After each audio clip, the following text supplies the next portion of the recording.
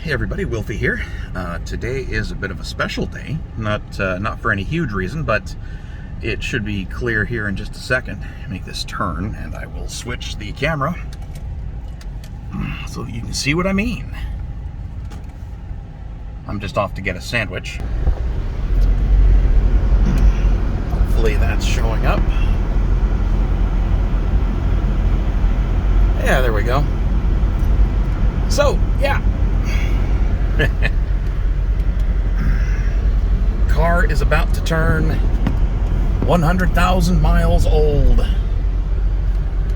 Hopefully that stays visible.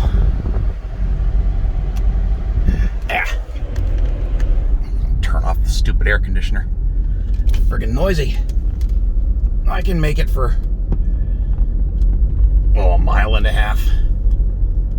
But, yeah. Oh, don't mind that glowing indicator. It's a low tire pressure. I gotta air up my tires.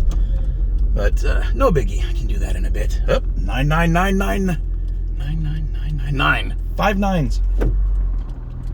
That's a shitty uptime measure. But, anyway. So, I bought this car back in 2011. Brand new. And it has by far been the best car I've ever owned. And this is one of the reasons why. It has never had a mechanical problem. And of course, in before 100,000, everything breaks. But yeah, this, I actually think I'm already out of warranty because it's been more than 10 years. But this last mile is the last mile it's ever going to be under warranty of any kind. I'm on Buck Road, just west of Dean University in Orlando, Florida. And just waiting here. Just a little bit further. And we will have a cool moment captured on video. Almost. Whew, getting a bit toasty in here. But oh well. I don't know why I'm bothering with this. It's just one of those kind of neat things that only ever happens a couple times in your life, depending on how much driving you do, of course. Didn't think this mile was this long. It always takes forever to go a distance when you're actually watching, doesn't it? Come on, let's see it. Come on. Almost there.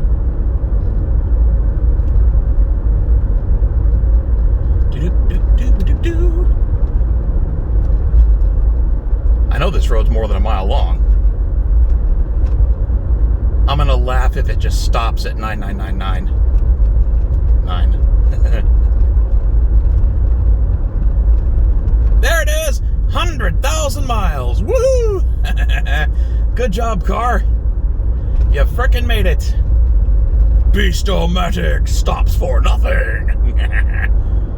Anyway, so you've just seen a Prius turn 100,000 miles old. And I'm a dork. Anyway, yeah, so that's a thing. Turn the AC back on. Feels kind of good. Proud of this car. It's always served me well, and it's probably not going to stop. Really excited. I shouldn't be, but I am. It's just cool. Anyway, so yeah, that's the second most exciting thing that's happened this week. In other news, I ordered a shiny new laptop from HP 2 months ago, like early May, and it was supposed to be it was a custom order with not much customization. You pick the CPU and the memory and the storage. That's it. And I maxed it all out. And it's still only $1,100, which is pretty good. But anyway, it was supposed to be built and shipped by the beginning of June. And then I got an email like a day before it was due to arrive. And they said, oh yeah, lol, it's delayed, sorry. And they gave a new delivery estimate of July 6th or 7th. And that's about when it came. It was a week ago Friday. And then I sort of got distracted with real life and didn't get around to unpacking it until this morning. And it's a nice little machine. It works, passes all its diagnostics. I've updated all the, well, uninstalled all the garbage that it comes with. You know, HP loves to pack in a bunch of shit, like McAfee antivirus and a bunch of Dropbox tie-in and a bunch of other useless crap. And so I got rid of all that. Updated all the drivers, let Windows do its updates and all that crap. And the next step now is to turn on OS compression and disk compression. Then probably install Scoop and Chocolate. Start installing software. Oh, I should also bump it up to Windows 10 Pro instead of just Home Edition, because you don't get Hyper-V with Home Edition. So you can't run Docker or any virtual machines or Windows subsystem for Linux, that kind of crap. So got to update that. Doesn't cost anything. There are ways, legal ways actually. Turns out if you've got any kind of Pro license from XP or later, you can punch that product key in and it'll take it. And it'll update to the Pro Edition in place. You don't even have to reinstall. So that's kind of nice. Anyway, I'm at the restaurant. I'm at the Wawa. I've got curbside pickup going, so I got to switch to the app and tell them what spot I'm in. BRB. Alrighty, I return. Food acquired. And the stupid air pump was busy.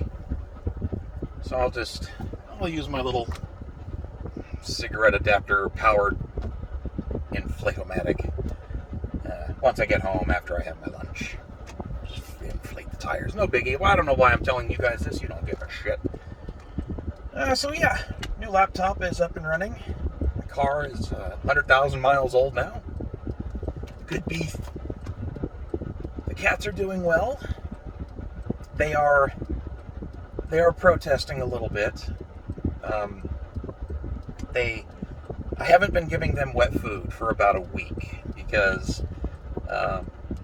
despite having the house cleaned very well, top to bottom, I've noticed that it must just be the time of year, but putting down wet food for any period of time for them to eat is just attracting little flies, little gnats, like not gnats, they're just little tiny flies, and they suck. So I've been keeping that really, haven't been giving them wet food, and they hold a grudge, man. Those cats remember. If I ever die, well, of course, if I die, they're going to eat my carcass anyway, but they might be planning to kill me in my sleep to speed up the process. But it's okay. They're pretty cute. It's funny, they send the new cat in, it's like they organize, but they send Blue into my office every couple of hours. You stupid thing. Every couple of hours to chirp and purr at me and go, "Dad, please give us wet food. We're starving." Of course they're not. They're all fat. Well, not fat, but they've got some healthy weight to them. They're cute, though. Love my little bears. Of course that light turns red. It always turns red. It hates everyone.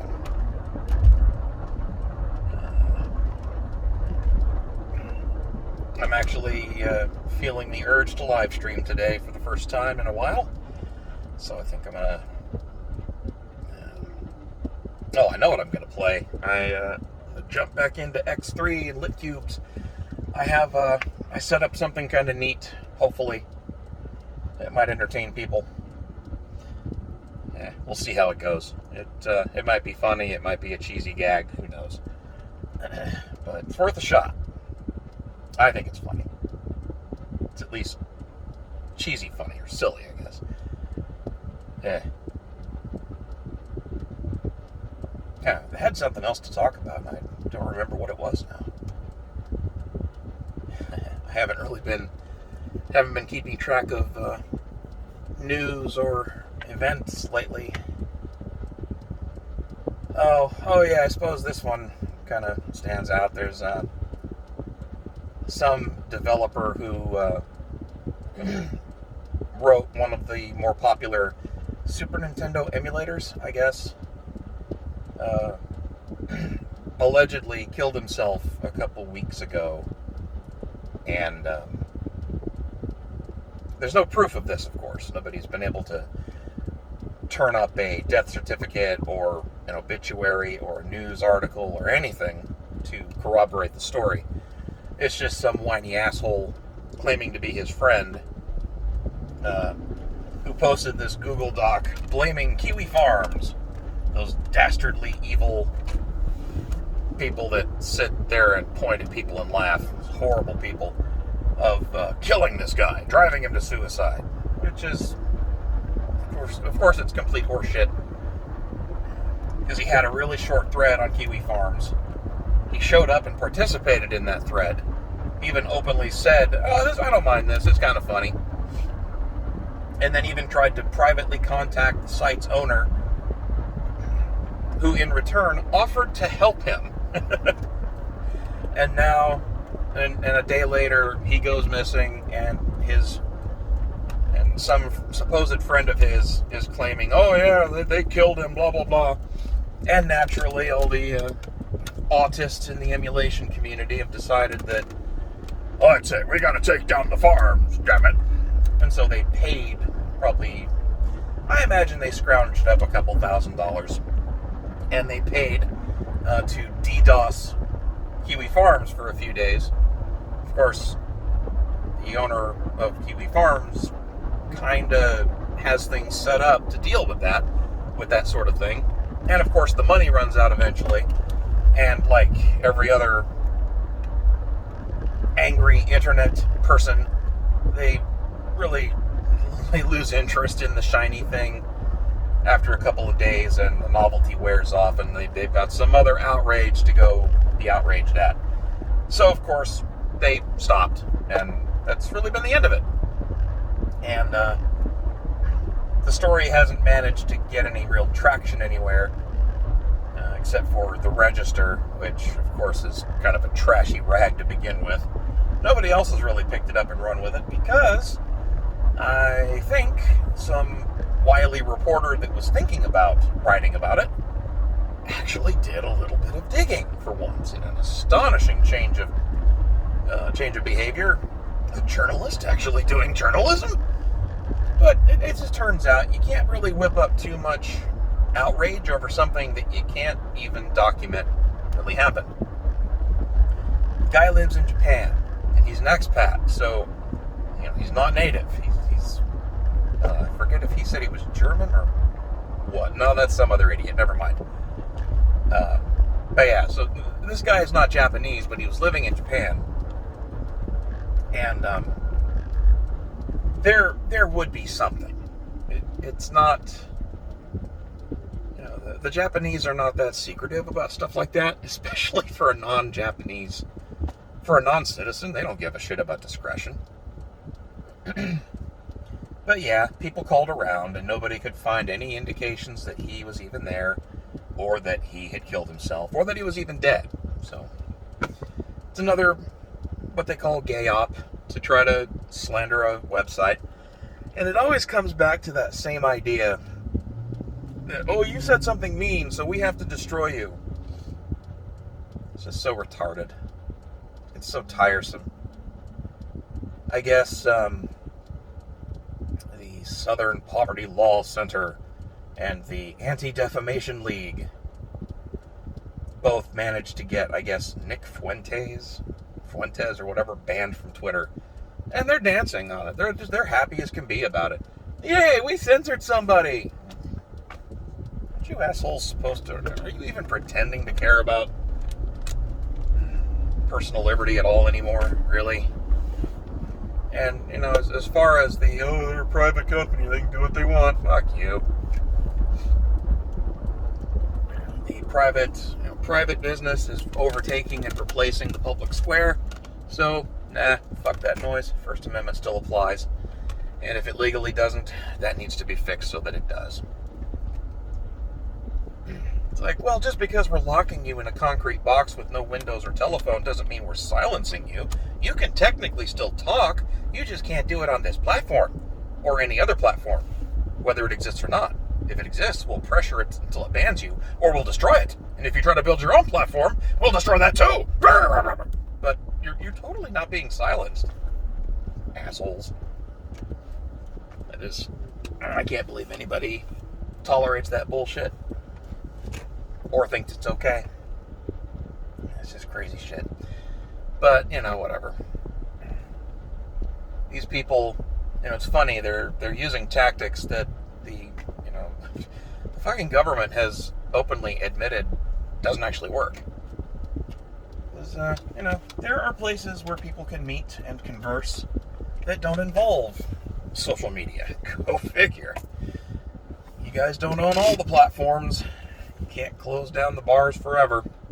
You can't shut down the churches or the gun clubs or the bingo parlors or the knitting clubs or any of the other places where reasonable people socialize. Can't kill that. They tried this year with all the shutdowns, but that never sticks. So, whatever. They can't kill ideas as much as they're trying to. Never works. But they're showing their asses to us while they try, which is always kind of fun. Anyway, I'll catch you guys later today when I start up a stream, get some X3 action going, and have some fun with that. So, I will see you guys in a bit. Take care.